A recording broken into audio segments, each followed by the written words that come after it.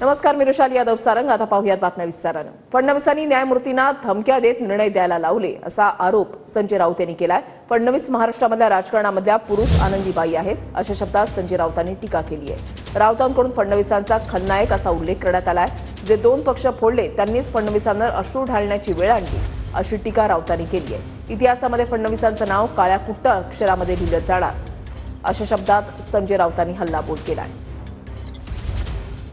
यांनी अनेकांची घरं उद्ध्वस्त केली, यांनी अनेक कुटुंब उद्ध्वस्त केली, यांनी खोटे पुरावे निर्माण करण्यासाठी पोलिसांना उत्तेजन दिलं. मी परत सांगतो, यांनी सेशन कोर्ट हायकोर्टच्या न्यायमूर्तींना धमक्या देऊन काही निर्णय बदलून घेतले आणि काही निर्णय द्यायला लावले.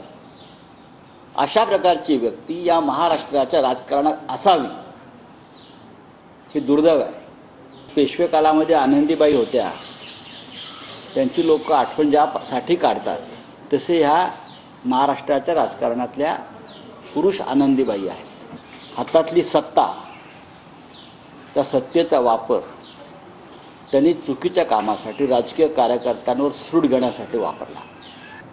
योग्य केसेसमध्ये न्यायमूर्तींना घरी बोलवून निरोप पाठवून धमक्या देण्याचं कामसुद्धा देवेंद्र फडणवीस आणि त्यांच्या या टोळीने केलेलं आहे. आज महाराष्ट्राच्या राजकारणातले खलनायक हे देवेंद्र फडणवीस आहे, दुसरं कोणी नाही. लोकांचा जेवढा राग मोदी शहांवर नाही तेवढा राग महाराष्ट्राचा देवेंद्र फडणवीस. कालपरांनी पुन्हा येईन, पक्ष फोडून येईन, दोन पक्ष फोडून येईन. जे दोन पक्ष त्यांनी फोडून येईल किंवा फोडले त्या दोन पक्षांनीच तुमच्यावर जाहीरपणे अश्रू ढाळण्याची वेळ आणली. मिस्टर फडणवीस, हे विसरू नका. आणि अजून बऱ्याच गोष्टी तुम्हाला पाहायच्या आहेत त्या राज्यामध्ये. अजून विधानसभा यायची आहे, महानगरपालिका यायच्या आहेत.